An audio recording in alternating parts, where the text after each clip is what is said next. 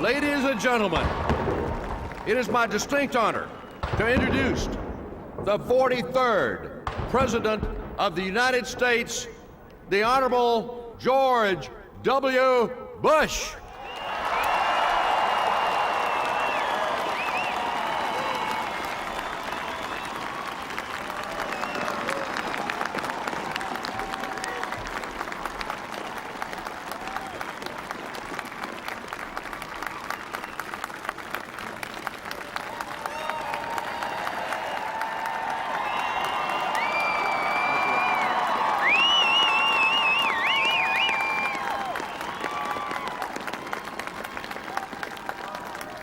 Vice President Cheney, Mr. Chief Justice, President Carter, President Bush, President Clinton, members of the United States Congress, Reverend clergy, distinguished guests, fellow citizens.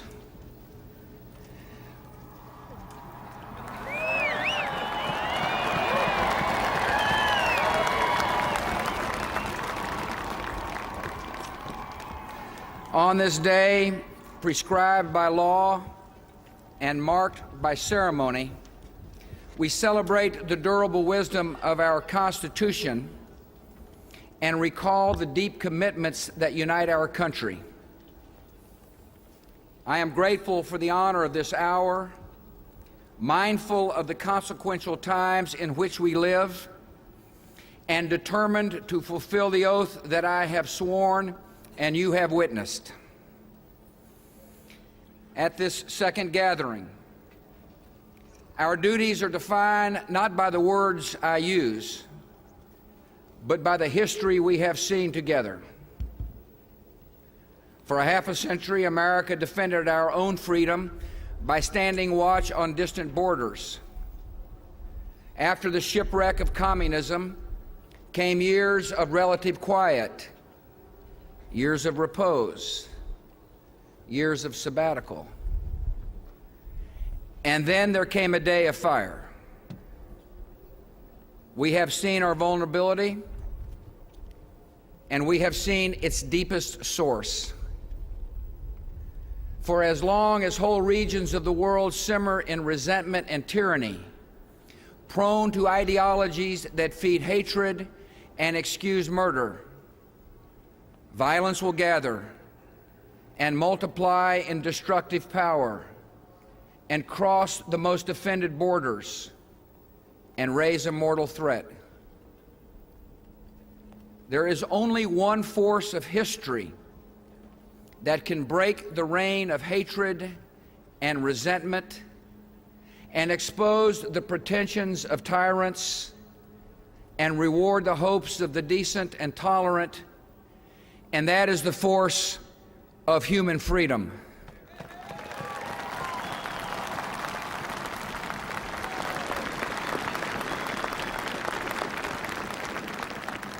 We are led by events and common sense to one conclusion: the survival of liberty in our land increasingly depends on the success of liberty in other lands.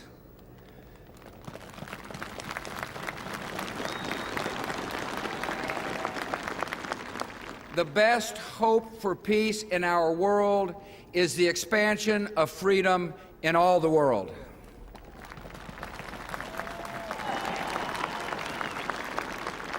America's vital interests and our deepest beliefs are now one. From the day of our founding, we have proclaimed that every man and woman on this earth has rights and dignity and matchless value because they bear the image of the Maker of heaven and earth.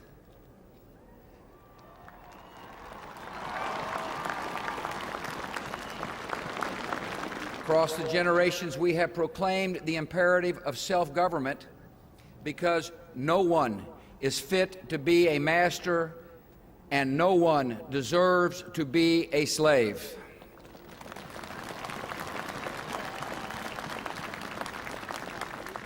Advancing these ideals is the mission that created our nation. It is the honorable achievement of our fathers. Now it is the urgent requirement of our nation's security and the calling of our time. So it is the policy of the United States to seek and support the growth of democratic movements and institutions in every nation and culture with the ultimate goal of ending tyranny in our world.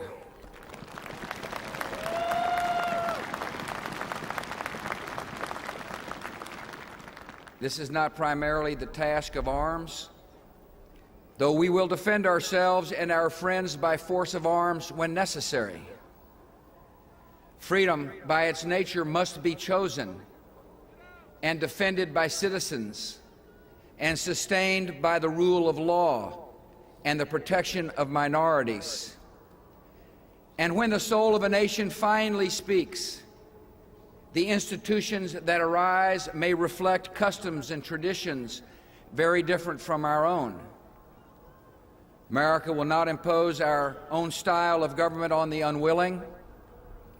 Our goal instead is to help others find their own voice, attain their own freedom, and make their own way. The great objective of ending tyranny is the concentrated work of generations. The difficulty of the task is no excuse for avoiding it. America's influence is not unlimited, but fortunately for the oppressed, America's influence is considerable, and we will use it confidently in freedom's cause.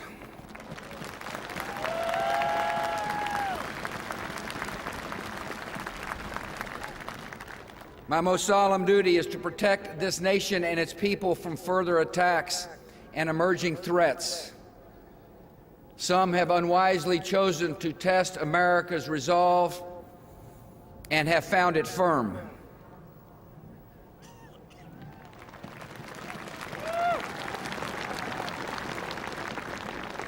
We will persistently clarify the choice before every ruler in every nation.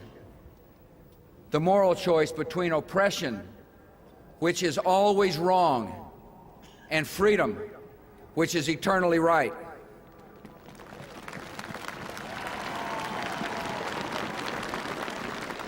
America will not pretend that jailed dissidents prefer their chains, or that women welcome humiliation and servitude, or that any human being aspires to live at the mercy of bullies. We will encourage reform in other governments by making clear that success in our relations will require the decent treatment of their own people.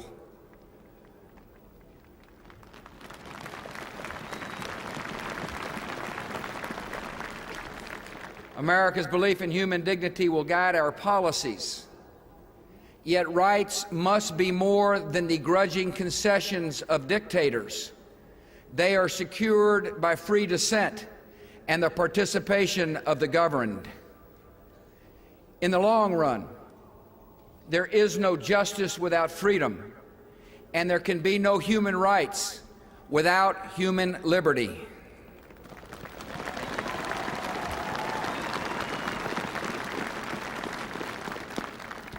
Some I know have questioned the global appeal of liberty. Though this time in history, 4 decades defined by the swiftest advance of freedom ever seen, is an odd time for doubt. Americans of all people should never be surprised by the power of our ideals. Eventually, the call of freedom comes to every mind and every soul. We do not accept the existence of permanent tyranny because we do not accept the possibility of permanent slavery.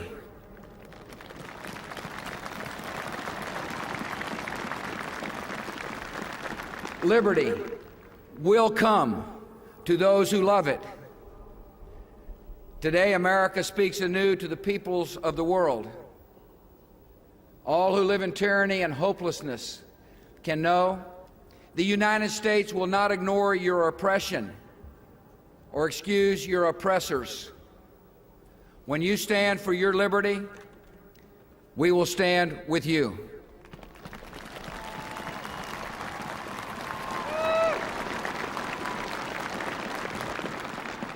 Democratic reformers facing repression, prison, or exile can know America sees you for who you are, the future leaders of your free country.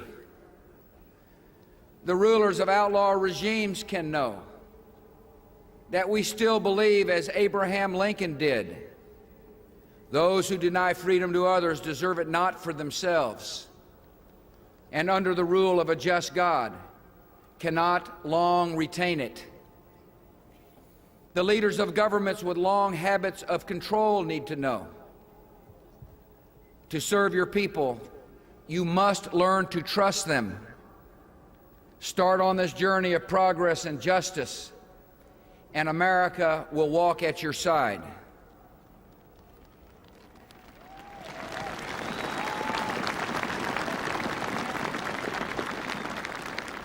And all the allies of the United States can know we honor your friendship, we rely on your counsel, and we depend on your help.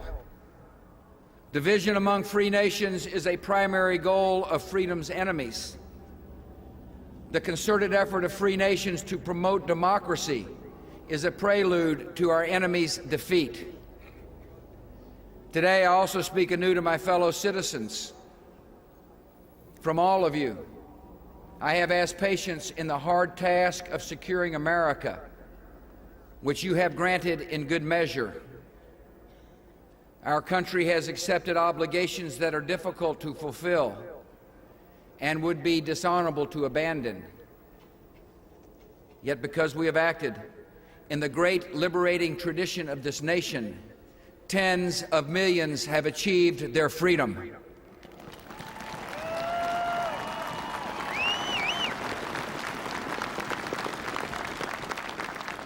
And as hope kindles hope, millions more will find it. By our efforts, we have lit a fire as well, a fire in the minds of men. It warms those who feel its power. It burns those who fight its progress. And one day, this untamed fire of freedom will reach the darkest corners of our world.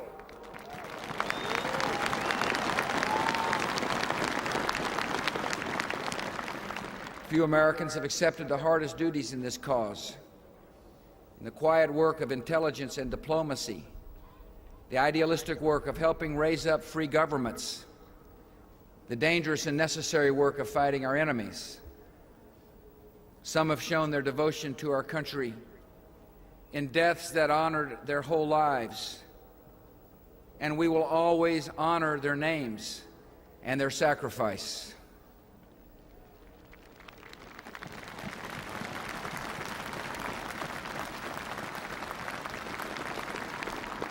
All Americans have witnessed this idealism, and some for the first time. I ask our youngest citizens to believe the evidence of your eyes.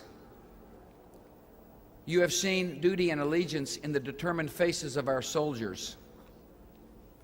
You have seen that life is fragile, and evil is real, and courage triumphs. Make the choice to serve in a cause larger than your wants, larger than yourself. And in your days you will add not just to the wealth of our country, but to its character.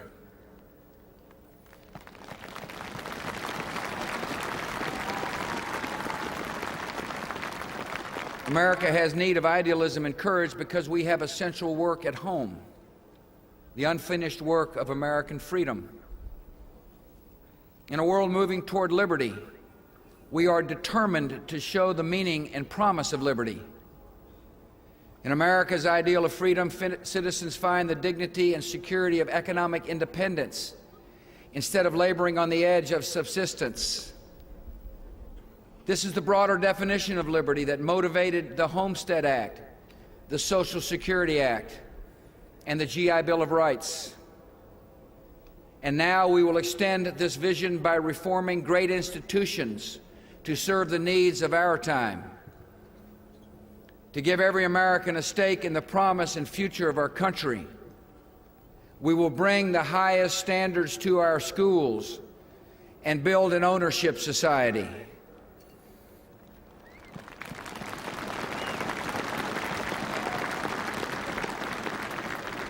We will widen the ownership of homes and businesses, retirement savings, and health insurance, preparing our people for the challenges of life in a free society.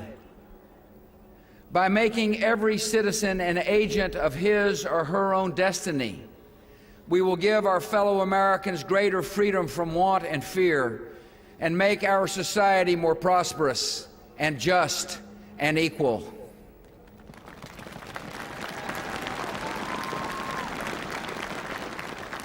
In America's ideal of freedom, the public interest depends on private character, on integrity, and tolerance toward others, and the rule of conscience in our own lives. Self-government relies, in the end, on the governing of the self. That edifice of character is built in families, supported by communities with standards, and sustained in our national life by the truths of Sinai, the Sermon on the Mount, the words of the Quran, and the varied faiths of our people. Americans move forward in every generation by reaffirming all that is good and true that came before, ideals of justice and conduct that are the same yesterday, today, and forever.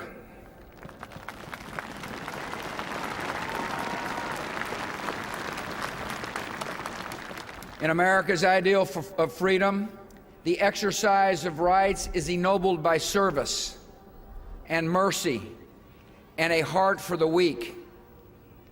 Liberty for all does not mean independence from one another. Our nation relies on men and women who look after a neighbor and surround the lost with love. Americans at our best value the life we see in one another and must always remember that even the unwanted have worth.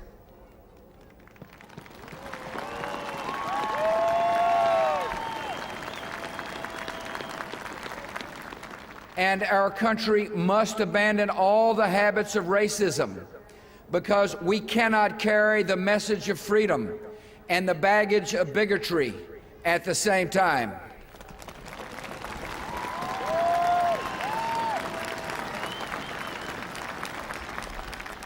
From the perspective of a single day, including this day of dedication, the issues and questions before our country are many. From the viewpoint of centuries, the questions that come to us are narrowed and few. Did our generation advance the cause of freedom? And did our character bring credit to that cause? These questions that judge us also unite us, because Americans of every party and background, Americans by choice and by birth, are bound to one another in the cause of freedom. We have known divisions which must be healed to move forward in great purposes, and I will strive in good faith to heal them. Yet those divisions do not define America. We felt the unity and fellowship of our nation when freedom came under attack, and our response came like a single hand over a single heart. And we can feel that same unity and pride whenever America acts for good, and the victims of disaster are given hope, and the unjust encounter justice, and the captives are set free.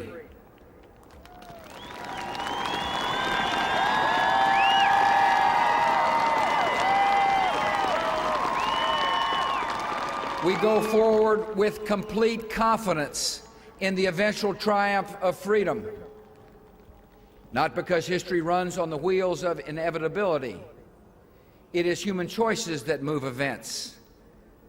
Not because we consider ourselves a chosen nation. God moves and chooses as He wills. We have confidence because freedom is the permanent hope of mankind, the hunger in dark places, the longing of the soul. When our founders declared a new order of the ages, when soldiers died in wave upon wave for a union based on liberty, when citizens marched in peaceful outrage under the banner Freedom Now, they were acting on an ancient hope that is meant to be fulfilled. History has an ebb and flow of justice, but history also has a visible direction set by liberty and the author of liberty.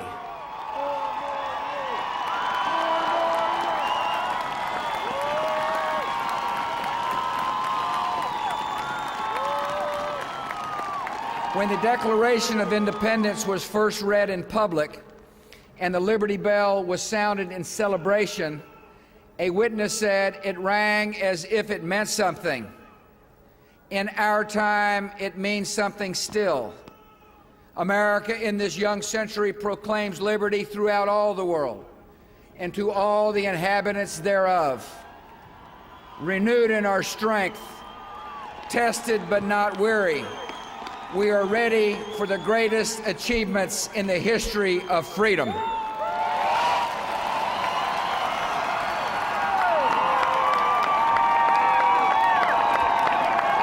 God bless you, and may He watch over the United States of America.